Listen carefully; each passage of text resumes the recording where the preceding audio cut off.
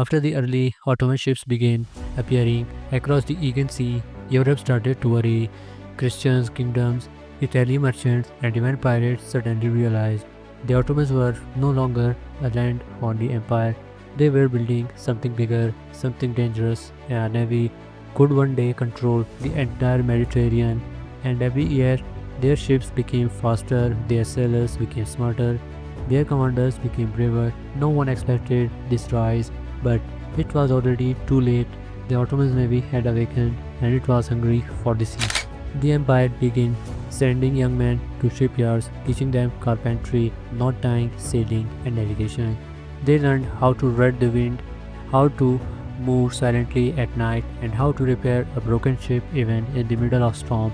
This wasn't just training, this was the creation of a new kind of warrior, a warrior who fought not on horses but on waves, a warrior who trusted the sea like others trusted the land. This mindset changed everything.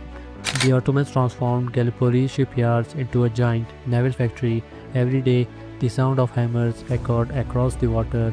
Every week, new ships were launched. Some were small and fast, perfect for surprise attacks. Some were large and powerful, made to carry soldiers and cannons. Gallipoli was no longer a quiet port, it became a factory of war, a place where ships born and empires were changed. In these years, new commanders began to appear, men who knew the sea better than most Europeans. They studied winds, storms, islands, and routes used by enemy ships. They created early sea maps. They learned to predict weather. Their leadership turned the navy into a strong and unified force. These admirals believed something powerful: if we could control the sea, we control the future, and that belief guided everything they did.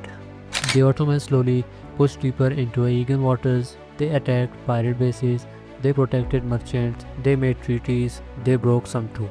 With every mission, their confidence grew. The Aegean, once ruled by Venetians and Genoese, now trembled as Ottoman states appeared on the horizon, and the world began to understand this navy was not temporary, this navy was here to stay. Controlling the islands meant controlling the sea routes, Rhodes, Cyprus, Lesbos, Chios.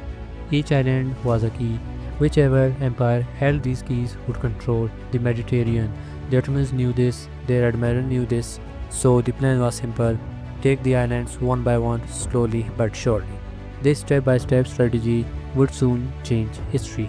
The Venetians were masters of the sea for centuries.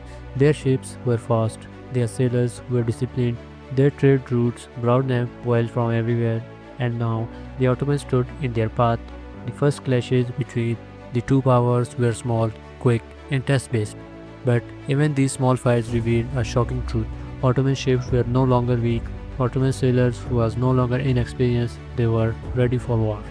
As the navy grew, the Ottomans improved shipbuilding technology. They added stronger wood, faster sails, and new weapon placements.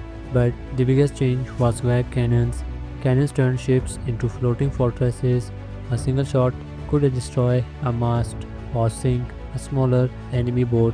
When Ottoman's cannon thundered across the water, everyone could hear the future arriving. The Mediterranean was becoming an Ottoman lake. By now, the navy wasn't just a military branch, it became a symbol of pride. Sailors marched with honor, shipbuilders worked with passion, admirers gained respect equal to generals. Villages near the coast sent their young boys to become sailors.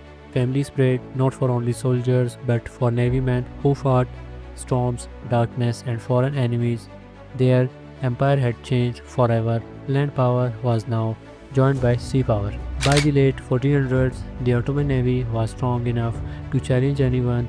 Venice feared them, Genoa watched carefully. Spain prepared for conflict, and the Knights of Rhodes became restless. The world felt that something massive was coming, a clash, the rising Ottoman navy and the old power of Mediterranean.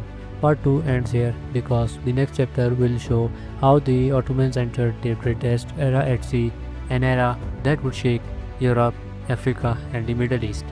An era led by legendary admirers, an era called the Age of Ottoman Sea Masters.